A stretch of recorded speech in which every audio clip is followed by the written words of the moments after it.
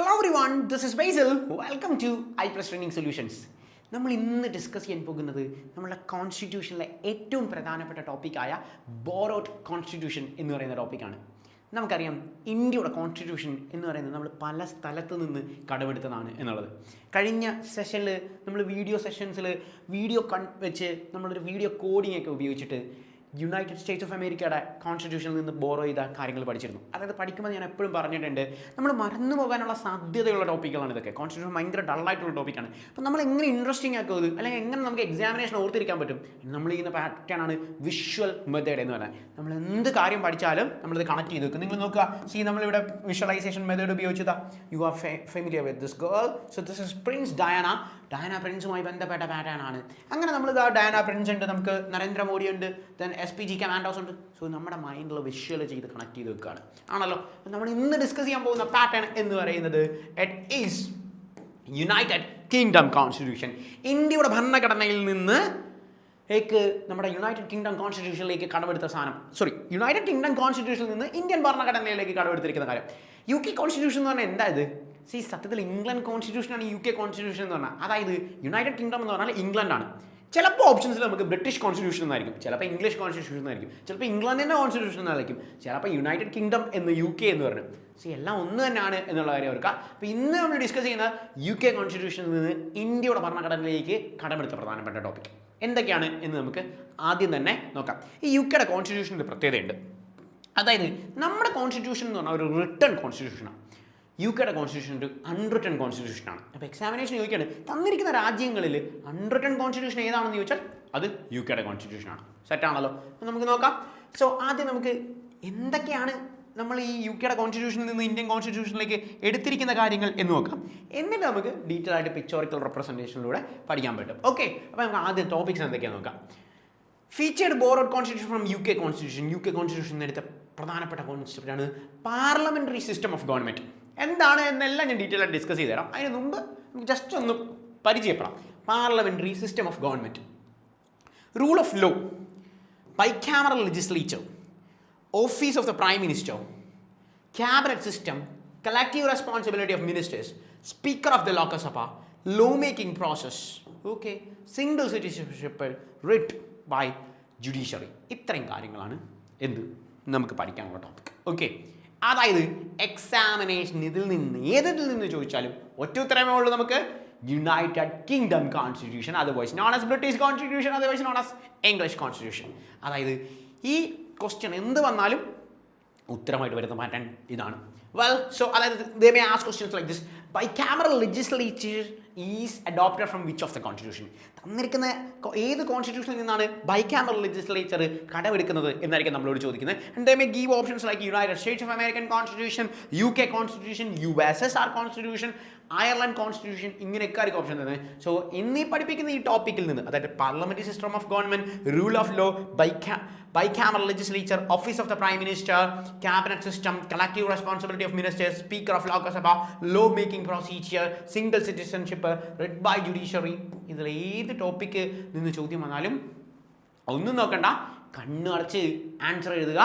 It is UK constitution. അപ്പോൾ നമ്മൾ UK represent ചെയ്ത്, അല്ലെ ബ്രിട്ടനെ റെപ്രസെൻറ്റ് ചെയ്ത്, ഇംഗ്ലണ്ടിനെ റെപ്രസെൻറ്റ് ചെയ്ത് നിങ്ങളുടെ മനസ്സിൽ ഓർക്കാൻ പറ്റുന്ന, അതായത് ഒരാളെ കാണുമ്പം നിങ്ങൾക്ക് ഇംഗ്ലണ്ട് എന്ന് ഓർമ്മ വരുന്ന ആരെയാണോ അവരെ ഓർക്കുക. That's up to you. നിങ്ങൾക്ക് ചിലപ്പോൾ ഇംഗ്ലീഷ് ഫുട്ബോൾ പ്ലേയേഴ്സിനെ ആയിരിക്കും ഇഷ്ടം, അവരെ ഓർത്തോ. അതല്ല ഇംഗ്ലീഷ് ക്രിക്കറ്റ് പ്ലേയേഴ്സിനാണ് ഇഷ്ടം, നിങ്ങൾ ക്രിക്കറ്റാണ് ഇഷ്ടമെങ്കിൽ ക്രിക്കറ്റ് പ്ലേയേഴ്സിനെ ഓർത്തോ. അതല്ലെങ്കിൽ പ്രിൻസ് ഡയാന ഓർക്കുക. പ്രിൻസ് ഡയാന നമുക്കറിയാം രാജകുമാരിയാണ്, അതായത് ഇപ്പോഴത്തെ രാജാവിൻ്റെ രാജ്ഞിയായിരുന്നു ആര്? പ്രിൻസ് ഡയാന എന്ന് പറയുന്നത്. ഇംഗ്ലണ്ടിലെ ഇപ്പോഴത്തെ രാജകുമാരൻ ചാൾസ്, ഇപ്പോഴത്തെ രാജകുമാരൻ അദ്ദേഹം രാജായി ചാൾസ് രാജകുമാരൻ എന്ന് നമ്മൾ പണ്ടറിയപ്പെടുന്ന, അതായത് എലിസബത്ത് രാജകുമാരിയുടെ മകനായിരുന്നു കിങ് ചാൾസ്. ഇപ്പോൾ എലിസബത്ത് രാജകുമാരി മരിച്ചപ്പം അദ്ദേഹം രാജാവായി കിങ് ചാൾസായി. കിങ് ചാൾസിൻ്റെ ഭാര്യ ആയിരുന്നു ആര്? നമ്മളെ ഈ പറയുന്ന ഡയാന രാജകുമാരി. ഭാര്യ ആയിരുന്നു എന്ന് ഞാൻ പറഞ്ഞപ്പോഴാണോ? ഇപ്പം അല്ല, രാജകുമാരിയുമായിട്ട് ഡിവോഴ്സ് ആയിരുന്നു. അത് മാത്രമല്ല, രാജകുമാരി മരണപ്പെട്ടു പോയായിരുന്നു ഒരു കാർ അപകടത്തിൽ. പ്രിൻസ് ഡയാന മരണപ്പെട്ടു. പ്രിൻസ് ഡയാന നമുക്ക് നന്നായിട്ട് അറിയാം. നിങ്ങൾക്ക് ആരെയാണോ ഇംഗ്ലണ്ട് എന്ന് പറയുമ്പോൾ ഓർമ്മ വരുന്നത്, നിങ്ങൾക്ക് ഇനി എലിസബത്ത് രാജകുമാരിയാണോ ഓർമ്മ വരുന്നതെങ്കിൽ എലിസബത്ത് രാജകുമാരി, അല്ല ഞാൻ ക്രിക്കറ്റ് പ്ലേയേഴ്സിന് പറഞ്ഞ പോലെ നിങ്ങൾക്ക് ആരെയാണോ ഓർക്കുന്നത്. ഓക്കെ, തൽക്കാലം നമുക്ക് എല്ലാവർക്കും സുപരിചിതയായ പ്രിൻസ് ഡയാനയെ നമുക്ക് ഓർക്കാം. സോ നമ്മുടെ ഡയാന രാജകുമാരി ഇന്ത്യ വിസിറ്റ് ചെയ്യാൻ പോവാം. കഴിഞ്ഞ തവണ നമ്മൾ യുണൈറ്റഡ് സ്റ്റേറ്റ്സ് ഓഫ് അമേരിക്ക പഠിച്ചപ്പോൾ ട്രംപിനെയാണ് ഇങ്ങോട്ട് കൊണ്ടുവന്നതെങ്കിൽ ഇത്തവണ കൊണ്ടുവരുന്നത് ആരെയാണ്? ഇത്തവണ നമ്മൾ കൊണ്ടുവരുന്നത് ഡയാന രാജകുമാരിയാണ്. നമ്മുടെ ഡയാന രാജകുമാരി ഇന്ത്യയിലേക്ക് വരാണ്. ഓക്കെ, ഇന്ത്യയിലേക്ക് ഡയാന രാജകുമാരി വരുമ്പം ഇവരെ സ്വീകരിക്കുന്നത് ആരാണെന്ന് നോക്കി. സ്വീകരിക്കുന്നത് നമ്മളുടെ ഇന്ത്യയുടെ പ്രധാനമന്ത്രിയായ നരേന്ദ്ര ദാമോദർ ദാസ് മോഡി ആണല്ലോ. ഗുജറാത്തിൻ്റെ മുൻ മുഖ്യമന്ത്രി പദവി അലങ്കരിച്ച വ്യക്തി നരേന്ദ്രമോദി. ഈ നരേന്ദ്രമോദിയാണ് ആരെ സ്വീകരിക്കുന്നത്? രാജകുമാരിയെ സ്വീകരിക്കുന്നത്. നിങ്ങളെല്ലാം ഇപ്പോഴും കണ്ടിട്ടുണ്ടായിരിക്കും. നരേന്ദ്രമോദിയുടെ കൂടെ ഈ ആൾക്കാർ എന്ന് പറയുന്ന ആണല്ലോ. ആരായത്? നമ്മളുടെ XPG കാറ്റഗറിയാണ് ആണല്ലോ. അതായത് നരേന്ദ്രമോദി ഇന്ത്യയുടെ പ്രധാനമന്ത്രിയാണ്. ഇന്ത്യൻ പ്രധാനമന്ത്രിയെ പ്രൊട്ടക്ട് ചെയ്യാനുള്ള ഫോഴ്സാണ് SPG കാറ്റഗറി. അപ്പോൾ ഈ ഡയാന രാജകുമാരി ഇന്ത്യയിലേക്ക് വരുമ്പം ഡയാന രാജകുമാരിയെ സ്വീകരിക്കുന്നത് ഇന്ത്യയുടെ പ്രധാനമന്ത്രിയായ നമ്മളുടെ നീതി ആയോഗിൻ്റെ ചെയർമാൻ പദവി ഇപ്പോൾ അലങ്കരിക്കുന്ന നരേന്ദ്രമോദിയാണ് സ്വീകരിക്കുന്നത്. സ്വീകരിക്കുമ്പം നരേന്ദ്രമോദിയുടെ ബാക്കിൽ SPG കാറ്റഗറീസ് ഉണ്ട്. അവരുടെ കയ്യിൽ എന്താ ഉള്ളത്? സാധാരണഗതിയിൽ അവരുടെ കയ്യിൽ ഉള്ളത് മെഷീൻ ഗൺസ് ആണ്. പക്ഷേ നമ്മുടെ കഥയിൽ അവരുടെ കയ്യിലുള്ളത് മെഷീൻ ഗണ്ണല്ല. നമ്മുടെ കയ്യിൽ അവരുടെ കയ്യിലുള്ളത് സ്കെയിലുകളാണ്, റൂളിംഗ് സ്കെയിലുകൾ. So instead of this guns they are using this ruling scales. Ruling സ്കെയിലുകളാണ് our use ചെയ്യുന്നത്. ഇപ്പോൾ നരേന്ദ്രമോദി ഇങ്ങനെ നടന്നു വരുന്നു, ബാക്കിൽ ആര് SPG കാറ്റഗറി വരുന്നുണ്ട്. അവരുടെ കയ്യിൽ എന്താ ഉള്ളത്? റൂളിംഗ് സ്കെയിലാണ് അവരുടെ കയ്യിലുള്ളത്. വെൽ, ആയിരിക്കും ആവോ നമുക്ക് നോക്കാം. വെൽ, റൂളിംഗ് സ്കെയിലൊക്കെ ആയിട്ട് അവർ ഡയാന രാജകുമാരിയെ വിളിച്ചു വരുത്തിയിട്ട് എന്ത് ചെയ്തു? ഡയാന രാജകുമാരി വിളിച്ചിട്ട് നരേന്ദ്രമോദിയുടെ ഒരു ഇലക്ഷൻ പ്രചരണവുമായി ബന്ധപ്പെട്ടിട്ടാണ് ആര് വരുന്നത്? ഈ ഡയാന രാജകുമാരി വരുന്നത്. അപ്പോൾ ഇലക്ഷൻ പ്രചരണം നടക്കുന്ന ഒരു സ്ഥലത്തേക്ക്, ഒരു മൈതാനത്തേക്ക് ആരെ കൊണ്ടുപോയി? ഡയാന രാജകുമാരിയെ കൊണ്ടുപോയി. UK ഒരു മൈതാനത്തേക്ക് കൊണ്ടുപോയി. അവിടെ കൊണ്ടിരുത്തി. അവിടെ ഒരു സ്പീക്കറിൻ്റെ അടുത്ത് കൊണ്ടിരുത്തി. നരേന്ദ്രമോദി പ്രസംഗിക്കുക. ആപ്കാ മോദി കാ ആപ്കാ സർക്കാർ എന്നൊക്കെ പറഞ്ഞ് നരേന്ദ്രമോദി പ്രസംഗിക്കുകയാണ്. അപ്പോൾ നരേന്ദ്രമോദി പ്രസംഗിക്കുന്ന അവിടെ ഇങ്ങനെ ഒരു സ്പീക്കറിൻ്റെ അടുത്ത് കൊണ്ട് ഡയാന രാജകുമാരി ഇരുത്തി. ഇതാ സ്പീക്കർ ആണോ, നമ്മൾ DJ ഒക്കെ കളിക്കുന്നത് നമ്മുടെ സ്പീക്കറിൻ്റെ അടുത്ത് കൊണ്ട് ഇരുത്തി. സോ നിങ്ങൾ ഈ പിക്ചേഴ്സ് ഒരു കാരണവശാലും മറന്നു വരുത്. നമ്മൾ എന്തിൻ്റെ അതിനകത്ത് പാറ്റേണിലായിരുന്നു കൊണ്ടുവന്ന് ഈ സ്പീക്കറിൻ്റെ അടുത്ത് കൊണ്ടിരുത്തി. സ്പീക്കറിൻ്റെ അടുത്ത് കൊണ്ടിരുത്തിയാണ് നരേന്ദ്രമോദി അവിടെ പ്രസംഗിക്കുകയാണ്. ആപ്കാ മോദി കാ ആപ്കാ സർക്കാർ എന്ന് പറയുമ്പോൾ നമ്മൾ സ്പീക്കറിൻ്റെ അടുത്ത്, നമ്മളിപ്പോൾ ഈ സ്കൂളിലൊക്കെ യുവജനോത്സവം എടുക്കുമ്പോൾ സ്പീക്കറിൻ്റെ അടുത്ത് പോയിരുന്നു കഴിഞ്ഞാൽ കുറച്ച് കഴിയുമ്പോൾ നമുക്ക് എന്ത് ചെയ്യും? തലവേന എടുക്കും ആണല്ലോ. ഈ ഡയാന രാജകുമാരി പറഞ്ഞു എനിക്ക് തലവേന എടുക്കുന്നു എന്ന് പറഞ്ഞു. എനിക്ക് തലവേന എടുക്കുന്നതെന്ന് പറഞ്ഞു. തലവേന എടുക്കുന്നതെന്ന് പറഞ്ഞപ്പോൾ നമ്മൾ എന്ത് ചെയ്തു? എന്നാൽ ശരി, ഒരു കാര്യം ചെയ്യും, അവരെ കൊണ്ടൊരു ഓഫീസ് ക്യാബിനിൽ കൊണ്ടിരുത്തി. അവിടെ ക്യാബിനുണ്ട്, കണ്ടോ? ഈ ക്യാബിനിൽ കൊണ്ടിരിക്കാൻ പറഞ്ഞു. നമ്മൾ സാധാരണഗതിയിൽ മാനേജേഴ്സൊക്കെ ആകുമ്പോൾ നമ്മളെ അവിടെ പിടിച്ചിരുത്തും ആണല്ലോ. സോ ക്യാബിനിൽ കൊണ്ട് ആരെ ഇരുത്തി? ഡയാന രാജകുമാരി അല്ലേ. രാജകുമാരിയെ കൊണ്ട് നമുക്ക് ഇവിടെ എങ്ങനെ കൊണ്ടിരുത്താൻ പറ്റുമോ? ഇല്ല, നമ്മൾ ക്യാബിനിൽ കൊണ്ടിരുത്തി. ക്യാബിനിൽ കൊണ്ടിരുന്നപ്പോൾ നമ്മുടെ ഡയാന രാജകുമാരി ആണെങ്കിലും വിശന്നിട്ട് പണ്ടാറടങ്ങി. രാജകുമാരിക്ക് ഭയങ്കര വിശപ്പ്. അയ്യോ എനിക്ക് വിശക്കുന്നതെന്ന് പറഞ്ഞാൽ ഷീ വാസ് റൈറ്റിംഗ് സംതിങ്. എന്തോ എഴുതിക്കൊണ്ടിരിക്കുക കേട്ടോ. ഈ നമ്മൾ സാധാരണ ഇതിൽ അങ്ങനെയല്ല, വിശക്കും ഇങ്ങനെ എന്തെങ്കിലും കുത്തി കുറിച്ചോണ്ടിരിക്കും. So she was writing something. So രാജകുമാരി was writing something. Well, she was writing something. Okay, അങ്ങനെ നമ്മുടെ രാജകുമാരി എന്തോ ഒന്ന് എഴുതിക്കൊണ്ടിരിക്കുക. വെൽ, അങ്ങനെ രാജകുമാരി എഴുതിക്കൊണ്ടിരിക്കുമ്പം പുള്ളിക്ക് വിശക്കുന്നു എന്ന് പറഞ്ഞപ്പോൾ നമ്മളപ്പം എന്ത് ചെയ്യുന്ന അറിയോ? നമ്മളൊരു ഓഡിറ്ററി ഒക്കെ നിങ്ങൾ വിളിച്ചു വരുത്തി. ഓഡിറ്റർ, നിങ്ങൾ അക്കൗണ്ടൻസി പഠിക്കുന്ന അല്ലെങ്കിൽ നിങ്ങൾ കൊമേഴ്സ് പഠിക്കുന്ന ഏതെങ്കിലും ഒരു കൊച്ചിനെ ഓർത്താൽ മതി. അപ്പോൾ കൊമേഴ്സ് പഠിക്കുന്ന ഈ അക്കൗണ്ടൻസി പഠിക്കുന്ന ഒരു ചെക്കനെ അങ്ങ് വിളിച്ചു വരുത്തി. എന്തിനാ വിളിച്ചു വരുത്തി?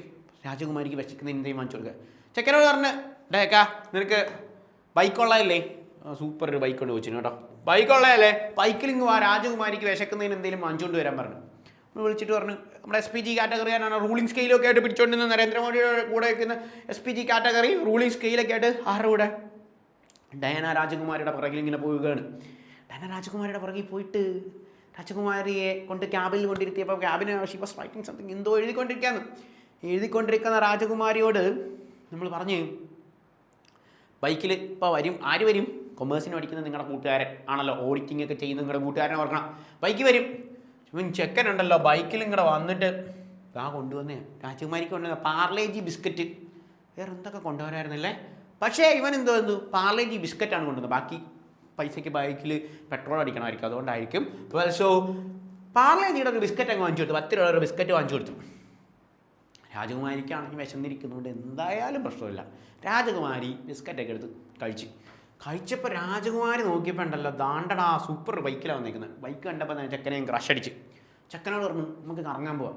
ഇപ്പോൾ എവിടെ പോകുന്നു ചോദിച്ചു. ഇപ്പോൾ ഇന്ത്യയിലെ എല്ലാ സിറ്റിയും എനിക്ക് കാണണമെന്ന് പറഞ്ഞു. രാജകുമാരി പറഞ്ഞു ഇന്ത്യയിലെ എല്ലാ സിറ്റിയും എനിക്ക് കാണണമെന്ന് പറഞ്ഞു. ഇങ്ങനെ നമ്മളെല്ലാ സിറ്റീസും കൊണ്ട് കാണിച്ചു. ഇത്രയുണ്ട് നമ്മുടെ കഥ. നമ്മൾ ഡിസ്കസ് ചെയ്തത് യുണൈറ്റഡ് കിങ്ഡം, ബ്രിട്ടീഷ്, ഇംഗ്ലീഷ് കോൺസ്റ്റിറ്റ്യൂഷനിലെ പ്രധാനപ്പെട്ട ടോപ്പിക്കുകളാണ് നമ്മൾ ഡിസ്കസ് ചെയ്തത്. സോ നമുക്ക് നോക്കാം. എന്തൊക്കെ പാറ്റേണുകളാണ് നമുക്ക് പഠിക്കാനുള്ളത് എന്നുള്ള കാര്യം. അപ്പോൾ രാജകുമാരി റെപ്രസെൻ്റ് ചെയ്യുന്നത് എന്തിനെയാണ്? രാജകുമാരി റെപ്രസെൻ്റ് ചെയ്യുന്നത് ചെയ്യുന്നത് ഇംഗ്ലീഷിനെയാണ്, അല്ലെങ്കിൽ ഇംഗ്ലണ്ടിനെയാണ്. നിങ്ങൾക്ക് ആരെ വേണമെങ്കിലും ഓർക്കാം. ഇംഗ്ലണ്ട് ഫുട്ബോൾ പ്ലേയേഴ്സിനെ ഓർക്കാം, നീ പറഞ്ഞു ഇംഗ്ലണ്ടിൻ്റെ ക്രിക്കറ്റ് പ്ലേയേഴ്സിനെ ഓർക്കാം. ആരായാലും ടെൻഷനൊന്നും വേണ്ട, നമ്മൾ അവരെയാണ് റെപ്രസെൻ്റ് ചെയ്യുന്നത്. സോ പെങ്കൊച്ച് ഇന്ത്യയിലേക്ക് വരിക.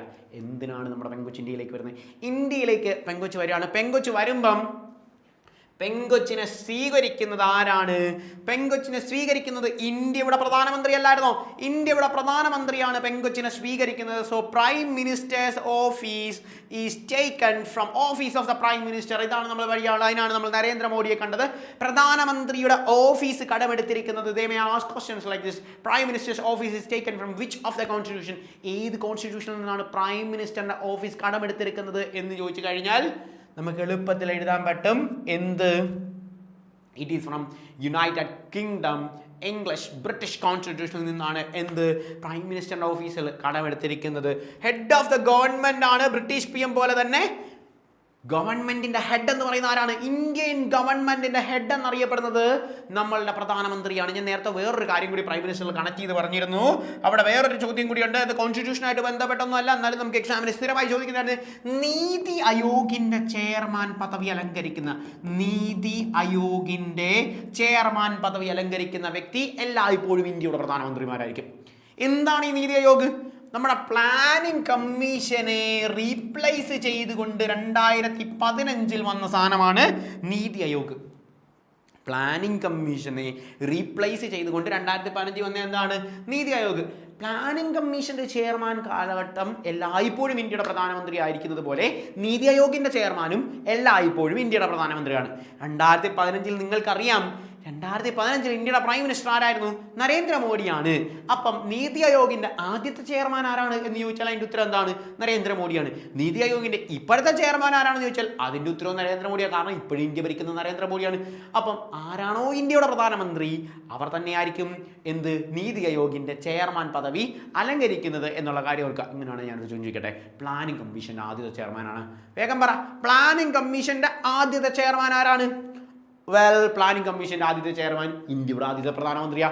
ഇന്ത്യയുടെ ആദ്യത്തെ പ്രധാനമന്ത്രി, ഇന്ത്യയിൽ ഏറ്റവും കൂടുതൽ കാലഘട്ടം പ്രധാനമന്ത്രി പദവി അലങ്കരിച്ച പണ്ഡിറ്റ് ജവഹർലാൽ നെഹ്റു ആണ് എന്ത്? പ്ലാനിംഗ് കമ്മീഷന്റെ ആദ്യത്തെ ചെയർമാൻ എന്ന് പറയപ്പെടുന്നത്.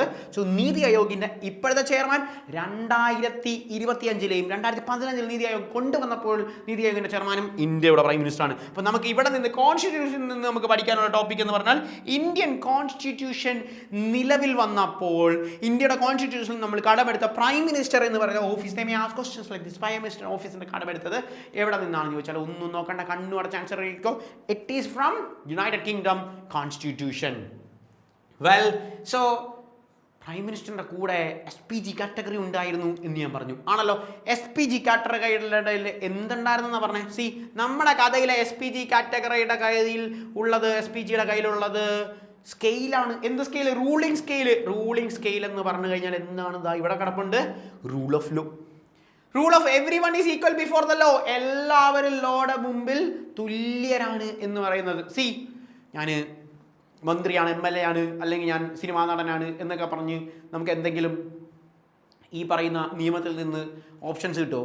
നിങ്ങൾ സിനിമാ നടനല്ലേ, അതുകൊണ്ട് നിങ്ങൾക്ക് കൊലപാതകം ചെയ്യാൻ പറ്റും എന്ന് ആരെങ്കിലും പറയുമോ? ഇല്ല. അല്ലെങ്കിൽ നിങ്ങൾ VVIP അല്ലേ, നിങ്ങൾക്ക് എങ്ങനെ പറ്റും? അങ്ങനെ എന്തെങ്കിലും ഉണ്ടോ? ഇല്ല. Everyone is equal before the law. Rule of law എന്ന് പറഞ്ഞാൽ be equal in the law ആണ് എന്നുള്ള കാര്യം പറഞ്ഞാൽ എവ്രി വൺ ഈസ് ഈക്വൽ. എല്ലാവരും തുല്യരാണ് റൂൾ ഓഫ് ലോ പ്രകാരം. സോ റൂളിംഗ് സ്കെയിൽ നിങ്ങൾ ഡീറ്റെയിൽ ആയിട്ടൊന്നും പഠിക്കണ്ട, നിങ്ങളോട് ഇത്രയും ചോദിക്കുന്നത് റൂൾ ഓഫ് ലോ എന്ന്. അപ്പം നിങ്ങൾ റൂളിംഗ് സ്കെയിൽ നമ്മൾ മറ്റേ സാധനം കഥ അങ്ങ് ഓർത്താൽ മതി. Rule of law is adopted from ഏത് കോൺസ്റ്റിറ്റ്യൂഷനാണ്? യുണൈറ്റഡ് കിങ്ഡം കോൺസ്റ്റിറ്റ്യൂഷനിൽ നിന്ന് നമ്മൾ കടപ്പെടുത്താണ്, ആണല്ലോ. അങ്ങനെ നമ്മുടെ ചെക്കനെ എങ്ങോട്ടാണ് കൊണ്ടിരുത്തിയത്? നമ്മുടെ നരേന്ദ്രമോദിയുടെ സ്പീച്ച് നടത്തുന്ന സ്ഥലമാണ് എന്ന് ഞാൻ പറഞ്ഞു. സ്പീച്ചിന്റെ എവിടായിട്ട് കൊണ്ടിരുത്തിയത്? അതാ നിങ്ങൾ പിക്ചറിലേക്ക് നോക്കുക. എവിടെ കൊണ്ടിരുത്തിയത്? നിങ്ങളുടെ മൈൻഡിൽ ഇപ്പോൾ picture you are absolutely right. It is സ്പീക്കറിന്റെ അടുത്ത് കൊണ്ടാണ് നമ്മൾ അവിടെ കൊണ്ടിരുത്തിയത്? സ്പീക്കറിൻ്റെ അടുത്ത് കൊണ്ടാണ് ഇരുത്തിയത്. എന്തിനായിരിക്കും സ്പീക്കറിൻ്റെ അടുത്ത് കൊണ്ടിരുത്തിയത്? ലോകത്ത് എത്ര സ്ഥലം ഉണ്ടല്ലേ, പാവം പിടിച്ച് നമ്മുടെ ഡയാന രാജകുമാരിയെ കൊണ്ടുവന്ന് സ്പീക്കറിൻ്റെ അടുത്ത് ഇരുത്തിയത് എന്തിനാണെന്ന് ചോദിച്ചാൽ എനിക്കൊരു സാധനം അവിടെ കിട്ടണം. Speaker speaker speaker speaker speaker speaker speaker the speaker of Lok Sabha. ലോകസഭയുടെ സ്പീക്കർ എന്ന് പറയുന്ന പദവി നമുക്കറിയാം. ഇന്ത്യയുടെ പാർലമെൻറ്റ് എന്ന് പറഞ്ഞാൽ ഹയസ്റ്റ് ലോ മേക്കിംഗ് ബോഡിയാണ്. ഇന്ത്യയുടെ പാർലമെന്റ് എന്നറിയപ്പെടുന്നത് highest law making body of India. What is A parliament എന്ന എക്സാമിനേഷൻ ചോദിക്കും. What is A parliament? Parliament എന്താണ് എന്ന് ചോദിച്ചാൽ Lok Sabha, Rajya Sabha, president of India, ഇവർ 3 പേരും അടങ്ങുന്നതാണ് ഇന്ത്യയിൽ ഒരു പാർലമെന്റ് എന്ന് പറയുന്നത്. അപ്പോൾ Lok Sabha, Rajya Sabha, president of India, ഇവർ 3 പേരും അടങ്ങുന്നതാണ് ഇന്ത്യയിൽ ഒരു പാർലമെന്റ് എന്ന് പറയുന്നത്. എന്താ സംഭവം എന്നറിയാമോ? ഇന്ത്യയിൽ ഒരു നിയമം പാസ്സാക്കണമെങ്കിൽ ആദ്യം നമ്മളത് എവിടെ കൊണ്ട് ഇൻട്രൊഡ്യൂസ് ചെയ്യും? ലോകസഭയിൽ കൊണ്ട് ഇൻട്രൊഡ്യൂസ് ചെയ്യും. അല്ലെങ്കിൽ രാജ്യസഭ, എവിടെ വേണമെങ്കിലും ഇൻട്രൊഡ്യൂസ് ചെയ്യണം. ഒന്നുകിൽ ലോകസഭ അല്ലെങ്കിൽ രാജ്യസഭ. ഇതാണ് ഇന്ത്യയിലെ നിയമം. ഇന്ത്യയിൽ ഒന്നുകിൽ ലോകസഭയിൽ അല്ലെങ്കിൽ രാജ്യസഭയിൽ ഒരു ബില്ല് കൊണ്ട് അവതരിപ്പിക്കും. ലോകസഭയിൽ പാസ്സാക്കി എന്ന് വിചാരിക്കുക, പരിപാടി തീർന്നോ? നിയമമായോ? ഇല്ല.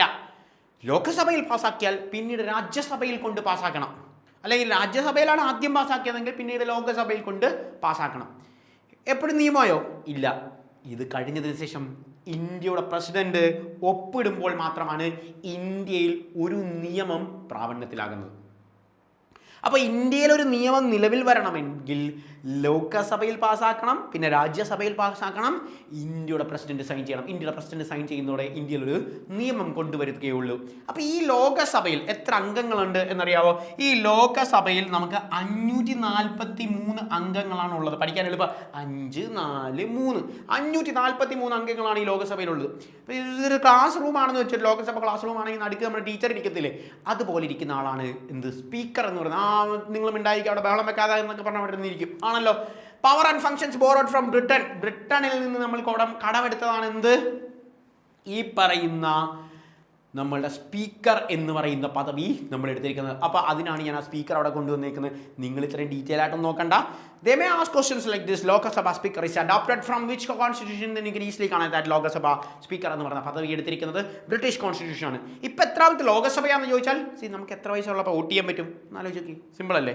പെൺകൊച്ചുങ്ങൾക്ക് കല്യാണപ്രായം എത്ര? പെൺകൊച്ചുങ്ങളുടെ കല്യാണപ്രായം 18 വയസ്സല്ലേ? Everybody nose. ചെക്കന്മാരെയോ 21 വയസ്സ്. ചെക്കന്മാർക്ക് കല്യാണം കഴിക്കണമെങ്കിൽ 21 വയസ്സ് വേണം. ഇത് കഷ്ടമല്ലേ? റൂൾ ഓഫ് ലോ ഒക്കെ, നിയമമൊക്കെ എല്ലാവർക്കും തുല്യമാണെന്ന് പറഞ്ഞിട്ട് ചെക്കന്മാർക്ക് 21 വയസ്സ് വേണം കല്യാണം കഴിക്കണം. പെൺകൊച്ചുങ്ങൾക്ക് 18 വയസ്സ്. രണ്ടുപേർക്കും ഒന്ന് ആലോചിച്ച് നോക്കിയേ. 18 വയസ്സിൽ നമുക്ക് രാജ്യത്തിൻ്റെ പ്രധാനമന്ത്രി ആരാണെന്ന് തീരുമാനിക്കാൻ പറ്റും. കാരണം നമുക്ക് വോട്ട് ചെയ്യാൻ പറ്റും. അപ്പോൾ എന്തിനാണ് ഞാൻ ഇത്രയും പറഞ്ഞതെന്ന് വെച്ചാൽ, ഇപ്പോൾ എത്രാമത്തെ ലോകസഭയാണെന്ന് വെച്ചാൽ 18ാമത്തെ ലോകസഭയാണ് നിലവിലുള്ളത്. എക്സാമിനേഷൻ അവർ ചോദിക്കും 18ാമത്തെ ലോകസഭയുടെ സ്പീക്കർ പദവി അലങ്കരിക്കുന്ന ആരാണത്? 18ാമത്തെ ലോകസഭയുടെ സ്പീക്കർ പദവി അലങ്കരിക്കുന്ന ആരാന്ന് വെച്ചാൽ ഓം ബിർള. ഓം ബിർളയാണ് എന്ത്? ഓം ബിർളയാണ് 18ാമത്തെ ലോകസഭയുടെ സ്പീക്കർ പദവി അലങ്കരിക്കുന്നത്. ഓം ബിർളയാണ്. അപ്പോൾ ഇപ്പോഴത്തെ ലോകസഭയുടെ സ്പീക്കർ ആരാണ്? ഓം ബിർളയാണ്. ഇനി തെറ്റുമോ? ഓം ബിർളയാണ്. സോ സ്പീക്കർ എന്ന് പറയുന്ന പദവി നമ്മൾ എവിടെ നിന്നാണ് കടമെടുത്തത്? സ്പീക്കർ എന്ന് പറയുന്ന പദവി നമ്മൾ കടമെടുത്തത് നമ്മളുടെ ബ്രിട്ടീഷ് കോൺസ്റ്റിറ്റ്യൂഷനിൽ നിന്നാണ്. സെറ്റാണ്. അങ്ങനെ നമ്മൾ അവിടെ കൊണ്ടിരുത്തി കഴിഞ്ഞപ്പോൾ എന്താ സംഭവിച്ചത്? കഥ എന്തോ ഓർക്ക് വേഗം. അവിടെ കൊണ്ട് ഇരുത്തിയപ്പോൾ പെങ്കൊച്ചിന് എന്തായിരുന്നു സംഭവിച്ചത്? അവിടെ കൊണ്ടിരുത്തിയപ്പോൾ പെങ്കൊച്ച് പറഞ്ഞു, എനിക്ക് തലവേദന എടുക്കുന്നു, എന്നാ ക്യാബിനിൽ കൊണ്ടിരുത്താൻ പറഞ്ഞു. ആണല്ലോ, പെങ്കൊച്ച് നമ്മളെ ക്യാബിനിൽ കൊണ്ട് ഇരുത്താൻ പറഞ്ഞു. അങ്ങനെ നമ്മൾ ക്യാബിനിലോട്ട് പെങ്കൊച്ചിനെ കൊണ്ട് ക്യാബിനിൽ കൊണ്ടിരുത്തി. ക്യാബിൻ എന്താണ്? ക്യാബിൻ എന്ന് പറഞ്ഞാൽ ക്യാബിനറ്റ് ഓഫ് ഇന്ത്യ ആണ്. ക്യാബിനറ്റ് ഓഫ് ഇന്ത്യ ആണ്. ക്യാബിൻ എന്ന് പറയുന്നത് ക്യാബിനറ്റ് ഓഫ് ഇന്ത്യ ആണ്. ക്യാബിനറ്റ് എന്ന് പറഞ്ഞാൽ കേന്ദ്ര മന്ത്രിസഭയെ നമ്മൾ വിളിക്കുന്ന പേരാണ് ക്യാബിനറ്റ് എന്ന് പറയുന്നത്. Real power lies with the council of ministers headed by PM. അതായത് ഇന്ത്യയിൽ ഒരു കാര്യം തീരുമാനമെടുക്കുന്നത് കേന്ദ്ര മന്ത്രിസഭയ്ക്കാണ്. ഇന്ത്യയിൽ ഒരു കാര്യം തീരുമാനമെടുക്കാനുള്ള അധികാരമിരിക്കുന്നത് കേന്ദ്ര മന്ത്രിസഭയ്ക്കാണ്. ഒരു കാര്യം തീരുമാനമെടുക്കാനുള്ള അധികാരമിരിക്കുന്നത് ക്യാബിനറ്റ് മിനിസ്ട്രിക്കാണ്. എന്ത് അധികാരമിരിക്കുന്നത്? കേന്ദ്ര മന്ത്രിസഭയ്ക്കാണ്. ഇന്ത്യയിലെ തീരുമാനങ്ങൾ ക്യാബിനറ്റ് മിനിസ്റ്റേഴ്സ് എന്ന് പറഞ്ഞു കഴിഞ്ഞാൽ നിങ്ങൾക്കറിയാം, ഇന്ത്യയുടെ ഡിഫൻസ് മിനിസ്റ്റർ രാജ്നാഥ് സിംഗ്, ഇന്ത്യയുടെ ഫിനാൻസ് മിനിസ്റ്റർ നിർമ്മല സീതാരാമൻ, ഇന്ത്യയുടെ home affairs minister Amit Shah, ഇവരെല്ലാം ക്യാബിനറ്റ് മിനിസ്റ്റേഴ്സാണ്. ക്യാബിനറ്റിൻ്റെ തലവൻ ആരാണ് എന്ന് ചോദിച്ചാൽ, ദ ഹെഡ് ഓഫ് ക്യാബിനറ്റ് ആരാണെന്ന് ചോദിച്ചാൽ ഇറ്റ് ഈസ് പ്രൈം മിനിസ്റ്റർ. പ്രധാനമന്ത്രിയാണ് ഇന്ത്യയിൽ ക്യാബിനറ്റിൻ്റെ തലവൻ. പ്രധാനമന്ത്രിക്ക് തോന്നിയതുപോലെ ഇന്ത്യയിൽ തീരുമാനങ്ങൾ എടുക്കാൻ പറ്റില്ല.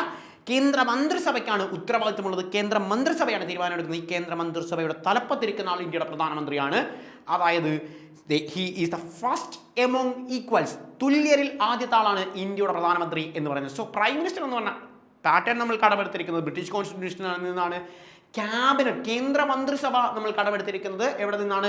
അതും നമ്മളുടെ ബ്രിട്ടീഷ് കോൺസ്റ്റിറ്റ്യൂഷനിൽ നിന്നാണ് എന്നുള്ള കാര്യം ഓർക്കുക. കേന്ദ്ര മന്ത്രിസഭയുടെ തലപ്പത്തിരിക്കുന്ന വ്യക്തി ആരാണ്? ഇന്ത്യയുടെ പ്രൈം മിനിസ്റ്റർ ആണ്. കേന്ദ്രമന്ത്രിമാരെ ഞാൻ പരിചയപ്പെടുത്തി, ഞാൻ ഓൾറെഡി ക്ലാസ്സുകൾ ഡീറ്റെയിൽ ആയിട്ട് ഷോർട്ട് കട്ട് ഇട്ട് പറഞ്ഞു തന്നെയാണ്. ഇമ്പോർട്ടൻ്റ് ആണ്, കേന്ദ്രമന്ത്രിമാർ പഠിച്ചിരിക്കണം. അതിൽ പ്രധാനമായിട്ട് എക്സാമിന് സ്ഥിരം ചോദിക്കുന്ന ആൾക്കാരാണ് നമ്മൾ പറഞ്ഞത്. Finance minister of India it is Nirmala Sitharaman. Defence minister of India ഓർത്തിരിക്കാൻ എളുപ്പവഴി പറഞ്ഞിട്ടുണ്ട്. നമ്മൾ എന്തിനാണ് പട്ടാളത്തിൽ തരുന്നത്? രാജ്യത്തിൻ്റെ സുരക്ഷയ്ക്ക് വേണ്ടിയല്ലേ? രാജ്യത്തിൻ്റെ സുരക്ഷ ആണ്. അപ്പോൾ പട്ടാള മന്ത്രി രാജ്നാഥ് സിംഗ് ആണ്. അപ്പോൾ ഇന്ത്യയുടെ പട്ടാള മന്ത്രി എന്ന് പറയുന്നത് രാജ്നാഥ് സിംഗ് ആണ്. ഫിനാൻസ് മിനിസ്റ്റർ ആരാണെന്ന് പറഞ്ഞു? നിർമ്മല സീതാരാമൻ ആണ്. ഫിനാൻസ് മിനിസ്റ്റർ തന്നെയാണ് ഇന്ത്യയിൽ എല്ലായ്പ്പോഴും GST കൗൺസിലിൻ്റെ ചെയർമാൻ പദവി അലങ്കരിക്കുന്നതും ഫിനാൻസ് മിനിസ്റ്റർ ഓഫ് ഇന്ത്യ ആണ്. അപ്പോൾ GST കൗൺസിലിൻ്റെ ചെയർമാൻ പദവി അലങ്കരിക്കുന്നത് ഇന്ത്യയുടെ ഫിനാൻസ് മിനിസ്റ്റർ ആണ് എന്നുള്ള കാര്യം ഓർക്കുക. So this pattern lies between that pattern. ആ പാറ്റേണിൽ നമുക്ക് എളുപ്പത്തിൽ ഓർത്തിരിക്കാൻ സാധിക്കുന്ന ഒന്നാണ് ക്യാബിനറ്റ് എന്ന് പറയുന്നത്. ക്യാബിനറ്റിൽ കളക്റ്റീവ് റെസ്പോൺസിബിലിറ്റി ഓഫ് മിനിസ്റ്റേഴ്സ് ഉണ്ട്. അത് ഞാൻ പറഞ്ഞു. Council of ministers is collectively responsible to the Lok Sabha. ലോകസഭയോടാണ് ഇവർ, നമ്മൾ നേരത്തെ പറഞ്ഞ ലോകസഭയോടാണ് ആര്, ഈ മിനിസ്റ്റേഴ്സ് എല്ലാം ഉത്തരവാദിത്തം ആരോടാണ് ഇത് ചോദിച്ചാൽ ലോകസഭയോടാണ്. കളക്റ്റീവ് റെസ്പോൺസിബിലിറ്റിയാണ്. അതുകൊണ്ടാണ് പ്രധാനമന്ത്രി രാജിവെക്കുമ്പോൾ എല്ലാ മന്ത്രിമാരും രാജിവെക്കുന്നത്.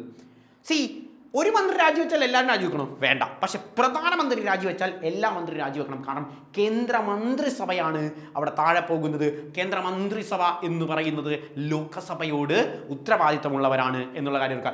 ലോകസഭയിലെ ഏറ്റവും പ്രധാനപ്പെട്ട 543 അംഗങ്ങളിൽ ഏറ്റവും കൂടുതൽ സീറ്റുകളുള്ള ആളാണ്, ഏറ്റവും കൂടുതൽ സീറ്റുള്ള പാർട്ടിയാണ് ഇന്ത്യ ഭരിക്കുന്നത്. സോ ഇന്ത്യ ഭരിക്കണമെങ്കിൽ 543ന്റെ പകുതി സീറ്റുകളെങ്കിലും ഒരു പാർട്ടിയുടെ കയ്യിലുണ്ടായിരിക്കണം. അത് ഇന്ത്യയുടെ NDA അലയൻസ്, അതായത് BJP നേതൃത്വം നയിക്കുന്ന NDA അലയൻസിനുള്ളത് കൊണ്ടാണ് BJP ഇന്ത്യ ഭരിക്കുന്നത്. സോ കളക്റ്റീവ് റെസ്പോൺസിബിലിറ്റി ആരോടാണെന്ന് ചോദിച്ചാൽ ലോകസഭയോടാണ് എന്നുള്ള കാര്യം ഓർക്കുക. ക്യാബിനിൽ ഇരുന്ന് she was writing something, writing എന്ന് ഞാൻ പറഞ്ഞു ആണല്ലോ, എന്തോ എഴുതുകയായിരുന്നു എന്ന് പറഞ്ഞു. എഴുതുക എന്ന് പറഞ്ഞു കഴിഞ്ഞാൽ എന്താണ് എന്ന് നോക്കിക്കോണേ. റിറ്റ് ജൂറിസ്ട്രിക്ഷൻ എന്ന് പറയുന്ന പാറ്റേൺ ആണ്. ഹി വാസ് റൈറ്റിംഗ് എന്ന് പറഞ്ഞുകൊണ്ട് നമ്മൾ പഠിക്കുന്നത് റിറ്റ് ജൂറിസ്ട്രിക്ഷനെ കുറിച്ചാണ്. എന്താണ് സംഭവം? റിറ്റ് ജൂറിസ്ട്രിക്ഷൻ എന്ന് പറഞ്ഞു കഴിഞ്ഞാൽ നമ്മൾ US കോൺസ്റ്റിറ്റ്യൂഷൻ പഠിച്ചപ്പോൾ നമ്മൾ പറഞ്ഞു ഇന്ത്യയിൽ 6 ഫണ്ടമെന്റൽ റൈറ്റുകൾ ഉണ്ട് എന്ന് പറഞ്ഞു. ഈ 6 ഫണ്ടമെന്റൽ റൈറ്റുകൾ ഏതെങ്കിലും ഒന്ന് വയലേറ്റ് ചെയ്യപ്പെടുകയാണെങ്കിൽ you can approach the supreme court by 32 പ്രകാരം നമുക്ക് സുപ്രീം കോടതിയെ സമീപിക്കാൻ സാധിക്കും. അവിടെ നമുക്ക് ഹേബിയസ് കോർപ്പസ് എന്ന് പറഞ്ഞ റിറ്റ് ഉണ്ട്, മാൻഡമസ് എന്ന് പറഞ്ഞ റിറ്റ് ഉണ്ട്, സെർഷററി എന്ന് പറഞ്ഞ റിറ്റ് ഉണ്ട്, പ്രൊഹിബിഷൻ എന്ന് പറഞ്ഞ റിറ്റ് ഉണ്ട്. സോ ഇങ്ങനെ റിറ്റുകളുണ്ട് ആണല്ലോ. അപ്പം ആർട്ടിക്കിൾ 32 പ്രകാരം സുപ്രീം കോടതിയെ സമീപിക്കുന്നത് റിറ്റ് ജൂറിസ്ഡിക്ഷനാണ്. ഇനി ഹൈക്കോടതിയെ സമീപിക്കണമെങ്കിൽ ആർട്ടിക്കിൾ 226 പ്രകാരം ഹൈക്കോടതിയെ സമീപിക്കാൻ പറ്റും. ഫണ്ടമെന്റൽ റൈറ്റ്സ് പഠിപ്പിച്ചപ്പോൾ ഞാൻ ഡീറ്റെയിൽ ആയിട്ട് പറഞ്ഞു തന്നാണ്. ആർട്ടിക്കിൾ 32 എന്ന് പറയുന്ന heart and soul of Indian constitution എന്ന് ഡോക്ടർ BR അംബേദ്കർ വിളിച്ച സാധനമാണ്. ഹെബിയസ് കോർപ്പസ് വളരെ സിമ്പിളായി ഞാൻ പറഞ്ഞു തരാം. ഹെബിയസ് കോർപ്പസ് ഒന്നുമില്ല. നിങ്ങളുടെ പാർട്ട്ണർ അല്ലെങ്കിൽ നിങ്ങളുടെ കാമുകൻ, നിങ്ങളുടെ കാമുകിയെ വീട്ടിൽ തടങ്കലിട്ടേക്കുകയാണ് എന്ന് വിചാരിക്കുക. നമ്മൾ എന്ത് ചെയ്യും? നമ്മൾ സുപ്രീം കോടതി ആർട്ടിക്കിൾ 32 പ്രകാരം പോകും. ഇതാണ് റിറ്റ് ജൂറിസ്ഡിക്ഷൻ. ഹേബിയസ് കോർപ്പസ് പ്രകാരം പോകും. ഹേബിയസ് കോർപ്പസ് പ്രകാരം പറഞ്ഞിട്ട് പറയും ആർട്ടിക്കിൾ 21ന്റെ വയലേഷനാണ്. എന്താണ് article 21? Right to life. Article 19ന്റെ വയലേഷനാണ്. എന്താ ആർട്ടിക്കിൾ 19? നടക്കാൻ പറ്റുന്നില്ല, മൂവ് ചെയ്യാൻ പറ്റുന്നില്ല, അങ്ങനെ പൂട്ടിയിട്ടേക്കോ, റൈറ്റ് ലൈഫിൽ ത്രെറ്റ് ഉണ്ട് എന്നൊക്കെ പറഞ്ഞ് നമ്മൾ പോകുന്നതാണ്. Article 32 habeas corpus writ. ഇത് എവിടെ നിന്ന് കൊണ്ടുവന്നതാ? ഹേബിയസ് കോർപ്പസ് റിറ്റ് കൊണ്ടുവന്നിരിക്കുന്നത് അല്ലെങ്കിൽ റിറ്റ് ജൂറിസ്ഡിക്ഷൻസ് എല്ലാം കൊണ്ടുവന്നിരിക്കുന്നത് റിറ്റ് ജൂറിസ്ഡിക്ഷൻസ്, റിറ്റ് എന്ന് പറഞ്ഞ സുപ്രീം കോടതിയിലെ ജൂറിസ്ഡിക്ഷൻ വന്നിരിക്കുന്ന ആർട്ടിക്കിൾ 32 എന്നുള്ള കാര്യമൊക്കെ. ഇതിനാണ് ഷി വാസ് റൈറ്റിംഗ് എന്ന് ഞാൻ പറഞ്ഞത്. എന്നാൽ ഈ ഫണ്ടമെന്റൽ കൊണ്ടുവന്നിരിക്കുന്നത് നമ്മൾ കഴിഞ്ഞ ക്ലാസ്സിൽ പഠിച്ചാണ്. ഫണ്ട് വിരിക്കാൻ വന്ന ഡൊണാൾഡ് ട്രംപ് ഫണ്ടമെന്റൽ റൈറ്റ്സ് കൊണ്ടുവന്നിരിക്കുന്നത് നമ്മുടെ US കോൺസ്റ്റിറ്റ്യൂഷനിൽ നിന്നാണ് എന്നുള്ള കാര്യം ഓർക്കുക. അപ്പം നമ്മളുടെ എന്താണ് ഈ പറയുന്ന പാറ്റേണിൽ ക്യാബിനിലിരുന്ന് എഴുതിക്കൊണ്ടിരുന്നപ്പോൾ പെങ്കൊച്ചിനെ കാണാൻ വേണ്ടി ആരാ വന്നേ? അക്കൗണ്ടന്റ് വന്നു എന്ന് നമ്മൾ പറഞ്ഞു ആണല്ലോ. അക്കൗണ്ടന്റ് വന്നു എന്ന് പറഞ്ഞു. ഓഡിറ്റർ ആണ് എന്ന് പറഞ്ഞു. ഓഡിറ്റർ എന്ന് പറഞ്ഞാൽ controller and auditor general of India, CAG ആണ് ഈ ഓഡിറ്റർ എന്ന് പറഞ്ഞാൽ. CAG എന്ന് പറഞ്ഞാൽ controller and auditor general of India. Watch dog of public purse എന്നറിയപ്പെടുന്ന ആളാണ് കൺട്രോളർ ആൻഡ് ഓഡിറ്റർ ജനറൽ. എന്താണെന്ന് വെച്ചാൽ നമ്മുടെ പ്രധാനമന്ത്രി അല്ലെങ്കിൽ ഒപ്പോസിഷൻ ലീഡേഴ്സ് അല്ലെങ്കിൽ മിനിസ്റ്റേഴ്സ് ഇവരാരെങ്കിലും അഴിമതി നടത്തുന്നുണ്ടോ എന്നൊക്കെ നോക്കുന്ന ആൾക്കാരാണ് CAG എന്ന് പറയുന്നത്. Controller and auditor general of India CAG എന്ന് പറയുന്ന പൊസിഷൻ എടുത്തിരിക്കുന്നത് അതും ബ്രിട്ടീഷ് കോൺസ്റ്റിറ്റ്യൂഷനിൽ നിന്നാണ് എന്നുള്ള കാര്യം നമ്മൾ അറിയാം. ബ്രിട്ടീഷ് കോൺസ്റ്റിറ്റ്യൂഷനിൽ നിന്ന് നമ്മൾ കടമെടുത്ത അടുത്ത സാധനമാണ് എന്ത്? Controller and auditor general of India CAG എന്ന് പറഞ്ഞാൽ. ചെക്കൻ എങ്ങനെ വന്നേ? ചെക്കൻ വന്നത് ബൈക്കിലാണ് എന്ന് പറഞ്ഞു ആണല്ലോ. നിങ്ങൾ നോക്കിയേ, ഡയാന രാജകുമാരിയെ കാണാൻ വേണ്ടി നമ്മുടെ കൂട്ടുകാരൻ ഓഡിറ്ററായ ചെക്കൻ വന്നത് എങ്ങനെയാണെന്ന് പറഞ്ഞ് ബൈക്കിലാണ്. എന്തിനാ നമ്മൾ ബൈക്ക് കൊണ്ടുവന്നത്? Bicameral system. ബൈക്യാമറൽ സിസ്റ്റം എന്ന് പറഞ്ഞു കഴിഞ്ഞാൽ എന്താണ് ബൈക്യാമറൽ സിസ്റ്റം എന്ന് നോക്കിക്കോണേ. ബൈക്യാമറൽ സിസ്റ്റം എന്ന് പറയുന്ന പാറ്റേണിൻ്റെ പ്രത്യേകത നമുക്ക് പ്രധാനമായിട്ട് നോക്കാനുള്ളതാണ് ബൈക്യാമറൽ സിസ്റ്റം. 2 ഹൗസ് ഉണ്ട്. അതാണ് 2 ഹൗസ്, ലോകസഭ രാജ്യസഭ. ഞാൻ ഓൾറെഡി പറഞ്ഞ ഇന്ത്യയുടെ പാർലമെന്റ് എന്ന് പറഞ്ഞാൽ ലോകസഭയും രാജ്യസഭയുമാണ് എന്നുള്ളത്. പിന്നെന്താ ഒരു സാധനം കൂടി ഉണ്ട്, president of India. So bicameral legislature 2 ഹൗസാണ് ലോകസഭയും രാജ്യസഭയും എന്ന് പറയുന്നത്. ലോവർ ഹൗസ് എന്നറിയപ്പെടുന്നത് ലോകസഭ, അപ്പർ ഹൗസ് എന്നറിയപ്പെടുന്ന രാജ്യസഭ എന്ന് പറയുന്ന സാധനം. ഹൗസ് ഓഫ് പീപ്പിൾ എന്നറിയപ്പെടുന്ന ലോകസഭ സാധാരണക്കാരല്ലേ, ഹൗസ് ഓഫ് പീപ്പിൾ. കുറച്ച് പ്രായം ചെന്ന ആൾക്കാരുടെ ഹൗസ് ഓഫ് എൽഡേഴ്സിൻ്റെ എന്നറിയപ്പെടുന്നത് രാജ്യസഭ. രാജാക്കന്മാർക്ക് കുറച്ച് പ്രായമില്ലേ, അങ്ങനെ ഓർത്താൽ മതി. സോ ഹൗസ് ഓഫ് എൽഡേഴ്സ് എന്നറിയപ്പെടുന്ന രാജ്യസഭ. ലോവർ ഹൗസ് എന്ന് പറയുന്നത് ലോകസഭ. ഹൗസ് ഓഫ് പീപ്പിൾ എന്നറിയപ്പെടുന്നതും ലോകസഭ. ഇനി കൗൺസിൽ ഓഫ് സ്റ്റേറ്റ്സ് എന്നറിയപ്പെടുന്നതും രാജ്യസഭയാണ് എന്നുള്ള കാര്യം. കൗൺസിൽ ഓഫ് സ്റ്റേറ്റ് എന്നറിയപ്പെടുന്നത് രാജ്യസഭയാണ്. അപ്പോൾ ഈ ലോകസഭ രാജ്യസഭ എന്നിവ 2 ഹൗസുകളെ കുറിച്ച് പറയുന്നത് ബൈക്യാമറൽ സിസ്റ്റത്തിലാണ് എന്ന് പറയുന്നത് ഓർക്കുക. ദ്വിമണ്ഡല സഭ എന്ന് മലയാളത്തിൽ നമ്മൾ പറയും. അപ്പോൾ ബൈക്യാമറൽ സിസ്റ്റം കൊണ്ടുവന്നതും ബ്രിട്ടീഷ് കോൺസ്റ്റിറ്റ്യൂഷനിൽ നിന്നാണ് എന്നുള്ള കാര്യം ഓർക്കുക. ചെക്കൻ ബൈക്കിൽ വന്നപ്പോൾ എന്താ കൊണ്ടുവന്നത്? എന്ത് പൊറോട്ട ഇറച്ചിയായിരുന്നു കൊണ്ടുവന്നേ? അല്ല, നമ്മൾ കൊണ്ടുവന്നത് പാർലേജി ബിസ്ക്കറ്റാണ്. ലോകത്ത് എന്തൊക്കെ ബിസ്ക്കറ്റ് ഉണ്ടല്ലേ, എന്തിനാ പിന്നെ ഞാൻ പാർലേജി ബിസ്ക്കറ്റ് എടുത്ത് പഠിപ്പിച്ചത്? പാർലേജി ഇതാ കണ്ടോ, parliamentary system of India. Parliamentary system എന്ന് പറഞ്ഞ സാധനം നമ്മൾ ഓൾറെഡി പഠിപ്പിച്ചതല്ലേ. പാർലമെന്ററി എന്താണ്, പാർലമെന്റ് എന്നുള്ള കാര്യം. Government is responsible to parliament, especially to Lok Sabha. ഭരണഘടനയിൽ നമ്മൾ പറഞ്ഞിട്ടുണ്ട് ഗവൺമെന്റ് ലോകസഭയോടും പാർലമെന്റിനോടും ഉത്തരവാദിത്തമുണ്ട്. പാർലമെന്റ് എന്ന് പറഞ്ഞാൽ ലോകസഭയാണ്, ലോകസഭയോടാണ് ഗവൺമെന്റിന് ഉത്തരവാദിത്തമുള്ളത്. സോ പാർലമെന്റ് എന്ന് പറയുന്ന കോൺസെപ്റ്റ് എടുത്തിരിക്കുന്നത് എവിടെ നിന്നാണ്? ബ്രിട്ടീഷ് കോൺസ്റ്റിറ്റ്യൂഷനിൽ നിന്നാണ് പാർലമെന്റ്. അപ്പോൾ കിട്ടി പാർലമെന്ററി സിസ്റ്റം എന്ന് പറയുന്ന സാധനം. നമ്മൾ പാർലേജി ബിസ്ക്കറ്റുമായിട്ട് വന്നത് എന്തിനാണ് എന്നുള്ള കാര്യം നിങ്ങൾക്ക് കിട്ടിയതാ. നമ്മുടെ ഡയാന രാജകുമാരിയെ കാണാൻ വേണ്ടി കൂട്ടുകാരൻ ബൈക്കിൽ വന്നു. പാർലേജി ബിസ്ക്കറ്റ്, വേറെ ബിസ്ക്കറ്റ് എടുക്കുക, ഹൈഡ് ആൻഡ് സീക്ക് എടുക്കാതെ ഞാൻ പാർലേജി ബിസ്ക്കറ്റ് എടുത്ത് എന്തിനാ? ഇതാണ് കൊണ്ടുവന്നിട്ട് നമ്മൾ കറങ്ങാൻ പോയത്. നമ്മുടെ ക്രഷ് അടിച്ച് നമ്മൾ കറങ്ങാൻ പോയി. ബൈക്കിലിരുന്ന് ചെക്കൻ്റെ കൂടെ ബൈക്കിലിരുന്ന് നമ്മൾ സിറ്റിയൊക്കെ കാണാൻ പോയി. സിറ്റി നോക്ക്, city single citizenship, single citizenship, 1 citizen for all Indians. അതായത് ഇന്ത്യയിൽ നമ്മൾ ഫോളോ ചെയ്യുന്നത് സിംഗിൾ സിറ്റിസൺഷിപ്പാണ്. നമുക്ക് ആകെ ഒരൊറ്റ സിറ്റിസൺഷിപ്പേ ഉള്ളൂ. എനിക്ക് നാളെ തോന്നുക പാകിസ്ഥാനെ സിറ്റിസൺഷിപ്പും കൂടി എടുക്കാം എന്ന് എനിക്ക് തോന്നിക്കഴിഞ്ഞാൽ പാകിസ്ഥാൻ സിറ്റിസൺഷിപ്പ് തരുന്ന ആ നിമിഷം തന്നെ ഇന്ത്യയുടെ സിറ്റിസൺഷിപ്പ് ക്യാൻസൽ ആവും. അല്ല, ഇപ്പോൾ യൂറോപ്പിലൊക്കെ പോകുന്ന ആൾക്കാരുണ്ട് ആണല്ലോ നിങ്ങളുടെ വീടിൻ്റെ അടുത്ത്. അവർ യൂറോപ്പിൽ ഏതെങ്കിലും രാജ്യങ്ങളുടെ സിറ്റിസൺഷിപ്പ് എടുക്കുന്ന വഴി ഇന്ത്യയുടെ സിറ്റിസൺഷിപ്പ് ക്യാൻസൽ ആവും. പിന്നെ അവർ ഇന്ത്യക്കാരല്ല, അവർ പിന്നെ ആ രാജ്യക്കാരാണ്. ഇന്ത്യയിലേക്ക് വരണമെങ്കിൽ പിന്നെ അവർക്ക് വിസ വേണം. അതായത് ഇന്ത്യ ഫോളോ ചെയ്യുന്നത് സിംഗിൾ സിറ്റിസൺഷിപ്പാണ്. So that also we adopted from British Constitution. So they may ask questions like this. You want to study like that. Single citizenship is adopted from which constitution? And you want to say that it is from British Constitution. So in this session, we discussed about the top important things that we adopted from UK Constitution. So do study this visualization method. That's all. Thank you. Bye.